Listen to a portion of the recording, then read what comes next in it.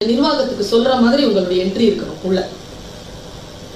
அந்த என்ட்ரியை நீங்க கொண்டு வரீங்களா?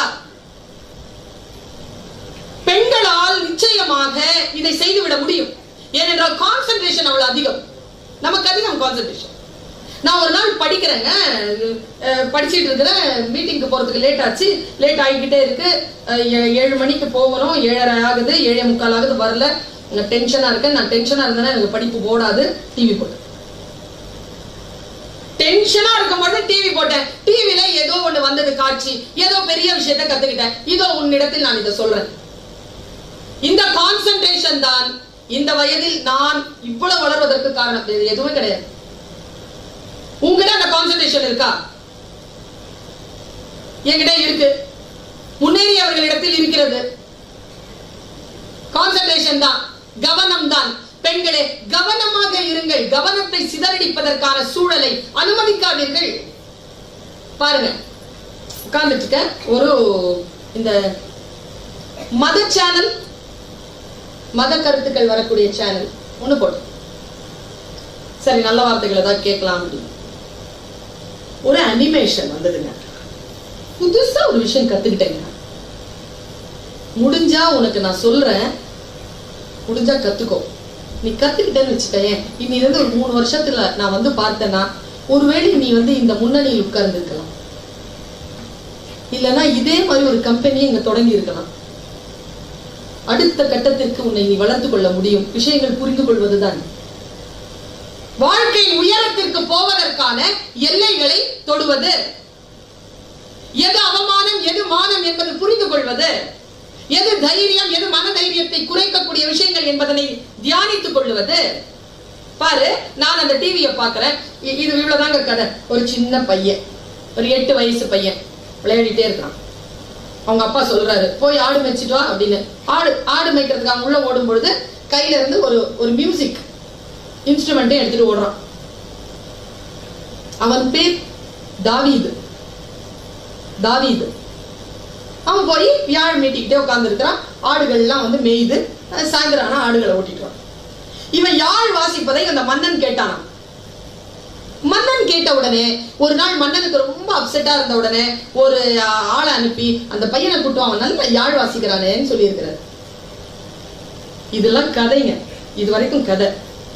பாடம் எங்க ஆரம்பிக்குது பாருங்க. அவன் வரான், வந்து யாழ் வாசிக்கிறான். ராஜா அப்படியே உட்கார்ந்து இருக்காரு. அந்த ராஜா பேர் சவுல். அப்படியே உட்கார்ந்து இருக்காரு.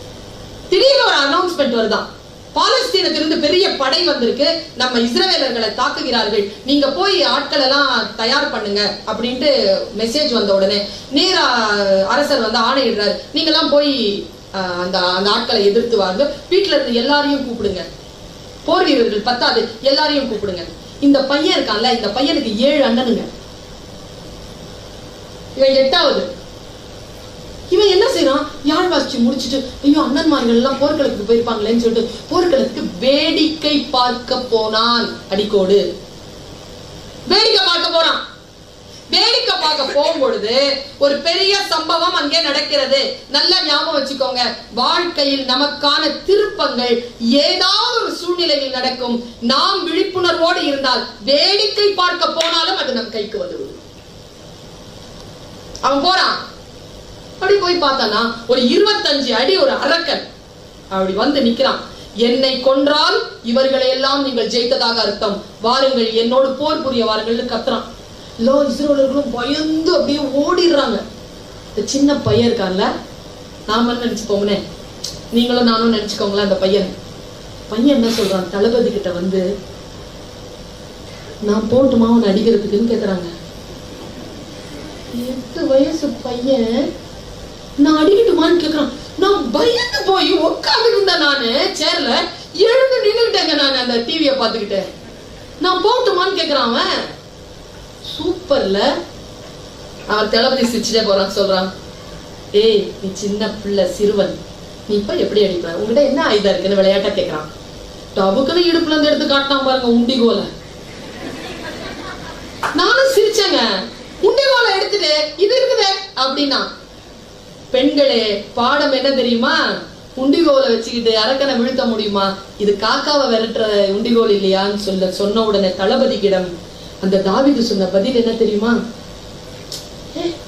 என்ன பதிலுங்க? நீ நினைப்பது போல் இந்த கவனை வைத்துக்கொண்டு நான் பறவைகளை மட்டும் அடிக்கவில்லை, என் ஆடுகளை கடிக்க வரும் சிங்கங்களை விரட்டுவதற்காக நான் பயிற்சி பெற்றிருக்கிறேன். நான் பாருங்க, கவன் கல்லை வைத்துக்கொண்டு முடிவாளை வைத்துக்கொண்டு சிங்கத்தை அடிக்க முடியுமா? பயிற்சி பெற்றிருக்கிறேன். சரி, போனா பாருங்க. போய் எனக்கு இங்க சிலபஸ் உங்களுக்கு கொஞ்சம் கொஞ்சமா நகருது, பெண்களுக்கு கொஞ்சம் கொஞ்சமா நான் நகர்த்துறேன். அவன் போய் கரெக்டா அதை வந்து பிளேஸ் பண்ணாங்க, கரெக்டா குறி வச்சான். எங்க வச்சான்னா நெத்திக்கு வலதுபுறத்துல வச்சான். நெத்திக்கு கொஞ்சம் வலதுபுறத்துல அடிச்சா ஃபெயிண்ட் ஆயிடும். கரெக்டா அடிச்சான் பாருங்க. சிங்கங்களை மயக்குவதற்காக அவன் அடிக்கிற அந்த பிளேஸை கரெக்டா அந்த அரக்கன் இடத்தில் வைத்தான். அரக்கன் கீழே சாய்ந்தான். எல்லோரும் ஜெயகாரம் செய்கிறார்கள். தோத்துட்டு ஜெயிச்சிட்டோம். அவன் சொல்றான், நம்ம தோத்துட்டோம், நம்ம தோத்துட்டோம், நம்ம ஜெயிச்சிட்டோம். ஒரே சத்தம். இப்போ கீழே விழுந்தாச்சு. என்ன பண்ணுவோங்க நாமெல்லாம்? நான் நிறைய பேரை பார்த்திருக்கேன். இந்த மாதிரி எதிர்பாராத ஒரு வெற்றி வந்துருச்சுன்னா கை காலம் விட விட விட விட விட நடுங்கி, சரி சரி ஓகே ஓகே முடிஞ்சு போச்சு ஓடிடலாம் அப்படின்னு சொல்லுவோம்ல. அவன் புறச்சூழ்நிலைகளால் பெற்ற வெற்றி அல்ல, அகச்சூழ்நிலையினுடைய உறுதியினால் பெற்ற வெற்றி. அதனால அவங்க நின்னான். எனக்கு ரொம்ப பிடிச்ச ஒரு வேலையை செஞ்சாங்க. அவன் எல்லாரும் சத்தம் போட கிட்ட போறாங்க. கீழே விழுந்து கிடக்குறோம், கிட்ட போறான். ஏய் மயங்கி தாண்டா இருக்கிறான், எழுந்து அவ்வளவுதான் சொல்லி கத்துறானுங்க எல்லாம். கிட்ட போயிட்டு, இது என் கல்லு, அவன் நெத்தியில இருக்குது, இது கல்லை எடுத்து பத்திரப்படுத்திக்கிட்டாங்க. அடிச்ச ஆயுதத்தை எடுத்து பத்திரப்படுத்திக்கிட்டான். பத்திரப்படுத்தினா அவன் மயக்கம் தெளிகிறான். மயக்கம் தெளிஞ்சு அவன் எந்திரிக்கிறத பார்த்த உடனே அவன் கழுத்து மேல போய் உட்காந்துட்டான். திரும்பி உட்காந்துட்டாங்க. அப்படி நடந்து வந்து அவன் இடுப்புல இருக்கக்கூடிய கத்தியை எடுத்தான். யார் இடுப்புல இருக்கிற கத்தி? அரக்கன் இடுப்புல இருக்கக்கூடிய கத்தியை எடுத்துட்டு அப்படியே ஒரு ரவுண்ட் அப் ஒண்ணு அடிச்சு, யூட்டர்ன் ஒண்ணு அடிச்சு அப்படி தலை வெட்டிட்டாங்க. அவன்தான் இந்த உலகத்தில் மிகப்பெரிய மன்னனான தாவீது மன்னன் என்கின்ற பெயரை பெற்றான். அவன்தான் இந்த உலகத்தில் மிகப்பெரிய மன்னனான தாவீது மன்னன் என்கின்ற பெயரை பெற்றான் என்று வரலாறு சொல்லுகிறது. ஒரு ஆடு வைக்கக்கூடிய சிறுவனால் உலகை ஆளக்கூடிய மன்னனாக வருவதற்கான மன பயிற்சி என்பது தைரியம் மட்டும்தான். நாம் அந்த தைரியத்துடன் இருக்கிறோமா? எவ்வளவு நடுங்குகிறோம், எவ்வளவு நடுங்குகிறோம். ஒரு நாள் என்னுடைய பெற்றோர்களும் என் கூட பிறந்த சகோதரர்களும் இருப்பது போல் ஒரு நுட்பமான விஷயத்தை உங்களுக்கு நான் சொல்லுகிறேன். என் கடமை என்று நினைக்கக்கூடிய காரணத்தினால் ஒரு தாயாக நினைத்து நான் சொல்லுகிறேன். இந்த நான் பேச வரதான பிள்ளைகள் உங்களுக்கு தெரியும். இதுக்கு முன்னால் நான் எப்போ புறப்பட்டேன், எவ்வளவு தூரம் பயணம் பண்ணி வந்திருக்கேன், என் வீட்டில் என் கடமைகள், இன்னைக்கு நான் என்ன சமைச்சேன், என்ன சாப்பிட்டேன், என் பயணம் எவ்வளவு வலியானது தெரியுமா? ஒரு பெண்ணாக சாதாரணமானதல்ல ஒரு பயணம் என்பது. வந்து பேசுறதுங்கிறது சென்னையில இருந்து கோயம்புத்தூருக்கு அப்படியே வந்துட முடியாது. காலையில காலேஜ் அட்டன் பண்ணிட்டு காலேஜ்ல 1 hour பர்மிஷன் மட்டுமே போட்டுட்டு நேரா கிளம்பி வர. வேலைகளுடன் வேலைகள் செய்து கொண்டிருக்கிறேன். ஓய்வு கிடையாது எனக்கு. இந்த ஓய்வு கிடையாது என்கின்ற நிலையிலே நான் உனக்கு சொல்லுகிறேன். இந்த ட்ரெயின்ல ஒரு வாட்டி டிராவல் பண்ணிட்டே இருந்தேங்க. நம்மள வயது வித்தியாசமே இல்லாமல் எல்லோரும் சிரமப்படுத்துவார்கள் பெண் என்ற காரணத்துக்காக. நானும் அதற்கு விதிவிலக்கல்ல. சிரமங்கள் வருது. நான் 2 tier ஏசி சைட் பர்த்ல படுத்துட்டு இருக்கேன். அந்த 4 பர்த் இருக்கோங்க. இந்த பக்கம் சைட் பர்த். அந்த இடத்துல அந்த கோச்ல யாருமே இல்லை, வேற நான் மட்டும்தான் இருக்கிறேன். ஒரு ஆண் வந்தாங்க. அவன் சரியா இல்லை, அவன் நட உட பாவனை எல்லாம் எதுவும் சரியா இல்லை. ஒரு மாதிரி பிஹேவ் பண்றான். ஆனா கிட்ட வரல. பக்கத்துல ஆட்கள் இருக்காங்க, இந்த பக்கத்துக்கு அந்த பக்கத்துல ஆளுங்க இருக்காங்க. 3 பெட்டிக்கு ஆள் இல்ல, நான் மட்டும் இருக்கிறேன், அவன் மட்டும் இருக்கிறான். அவன் என்ன தெரியுமா அங்க செஞ்சான்? ஒன்னும் செய்யலைங்க. அவன் படுத்துக்கிட்டான் கீழே பர்த்ல. படுத்துட்டு அதுக்கு வேற 2 tier இது இருக்கும் கர்டன். என்னுடைய பர்த்துக்கு முன்னால கர்டன் இல்லை, அன்னைக்கு கர்டன் எல்லாம் படுத்துட்டு என்ன பார்த்துட்டு இருக்காங்க. வேற எதுவும் செய்யல, எப்படி பார்த்துட்டு இருக்கான். நான் டைம் ஆயிடுச்சுங்க, அசையல, பார்த்துக்கிட்டே இருக்கான். எனக்கு பயங்கரமா டிஸ்டர்ப் ஆகுது. நான் என்ன பண்ண, உடனே படுக்கை இழுக்க போட்டுட்டு படுத்துட்டேன், திருப்பி படுத்துட்டேன். ஆனா உணர்வு அப்படி இருக்கு. எவ்வளவு நேரம் எப்படியே படுத்திருக்கிறது? 3 மணி நேரம். இந்த பக்கம் திரும்பி படுத்தா அப்படியே பார்த்துட்டு இருக்கான். மறுபடியும் டிஸ்டர்ப், தூக்கமே இல்லை. அப்புறமா எழுந்தான், அப்படியே நடந்தான், போனா பாத்ரூமுக்கு, மறுபடியும் வந்தான், மறுபடியும் உட்காந்தான், பொசிஷன் மாத்தி உட்காந்து மறுபடியும் பார்க்கலாம். எனக்கு தூக்கமே இல்லைங்க அன்னைக்கு நைட் எல்லாம். ஆனா அவன் கிட்ட வரல. கிட்ட வந்தான் அவன் செத்தான். அவன் கிட்ட வரல. ஆனா நான் ரொம்ப அலர்ட்டாதான் படுத்திருக்கிறேன், கிட்ட வரல. இதுல காலையில் ஆச்சுங்க, என் வீட்டுக்கு போயிட்டு தூங்கி எழுதிட்டு போறேன். எங்க வீட்டுல சொன்னாரு, என்ன தூங்கலையா ராத்திரிலாம் அப்படின்னு. தூங்கலப்பா, இந்த மாதிரி ஒரு பிரச்சனைப்பா. என்ன பிரச்சனை பாருங்க. ஆண்களுக்கு மட்டுமே தெரிந்த ரகசியம், பெண்கள் நமக்கு தெரிய மாட்டேங்குதுங்க. ஆண்களுக்கு தான் அந்த மொழி தெரியும். நீங்கள் பெண்களுக்கு சொல்லிக் கொடுங்க. சொல்லி கொடுத்தா உஷாராயிருவாங்களோன்னு நினைக்காதீங்க, சொல்லிக் கொடுங்க. அவர் சொன்னாரு, அவனுக்கு என்ன கிடைக்கணுமோ அது கிடைச்சிருச்சு, அவன் ஜெயிச்சுட்டான் அப்படின்னாரு.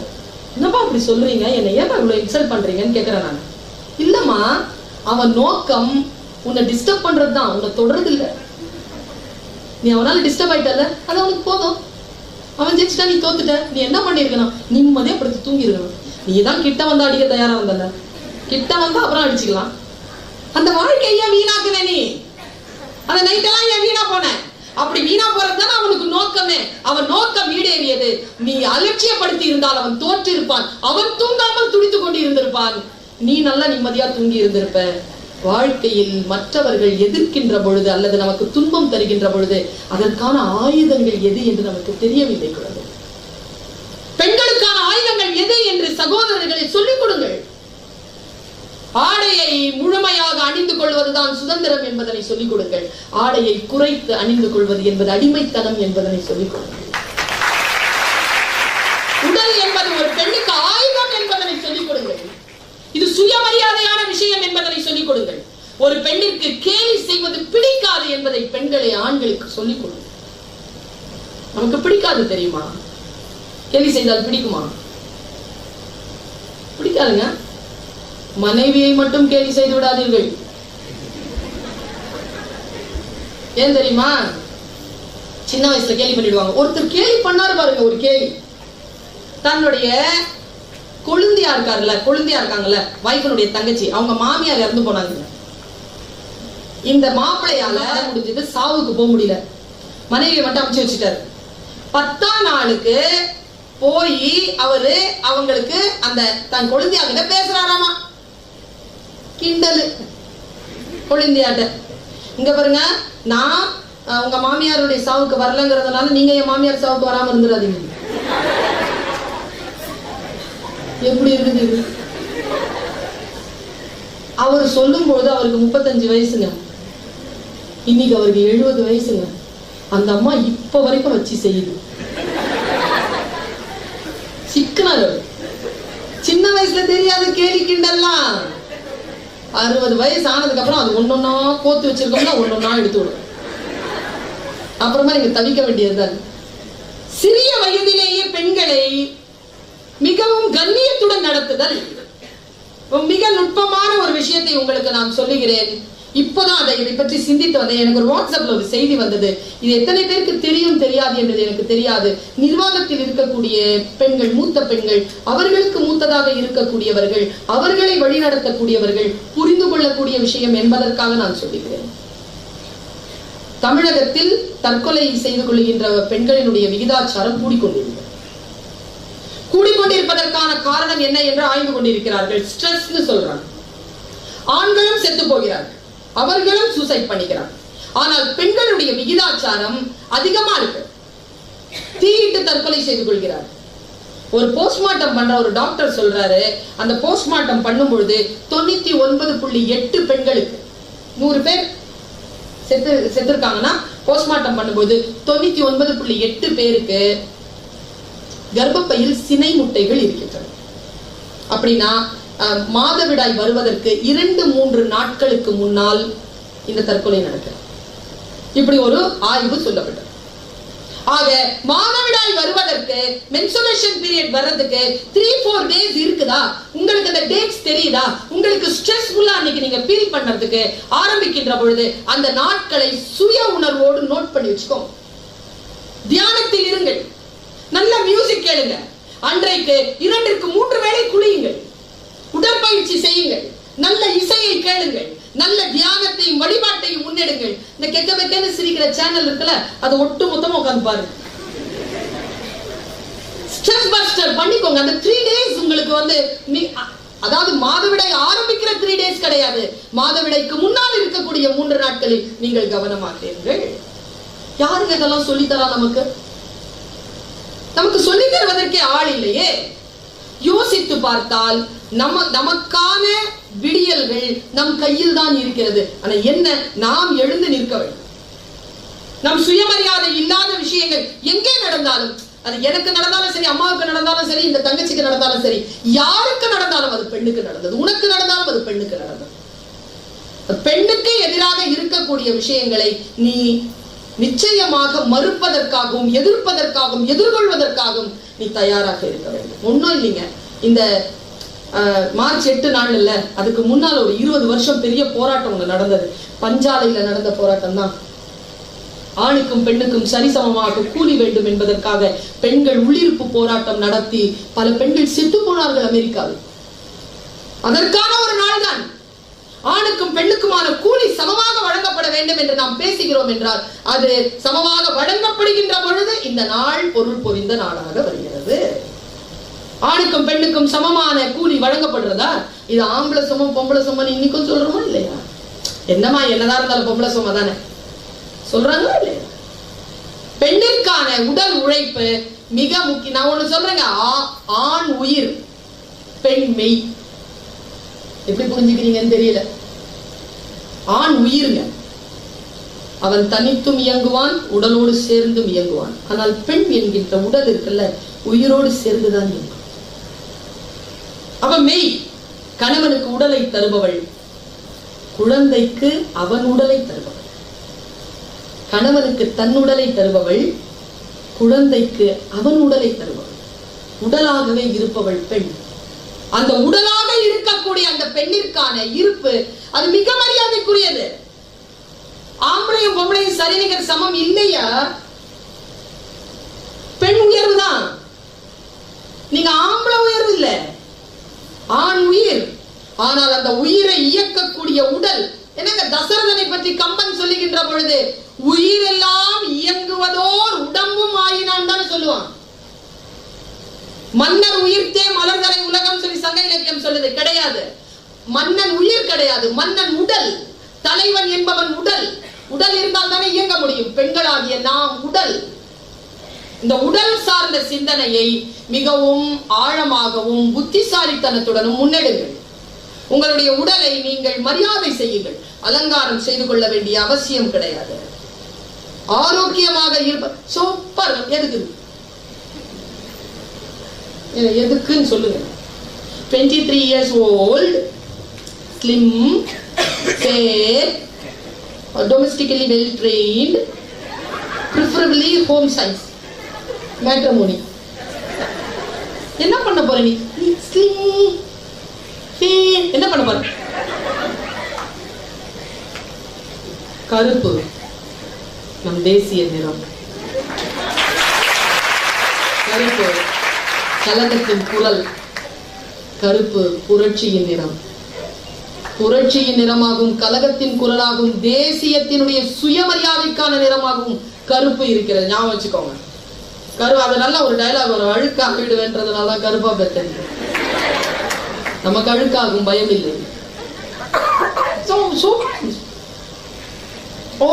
ஓரத்தில் சிகப்பழ. எது என்ன பண்ண போற? நம்பாத.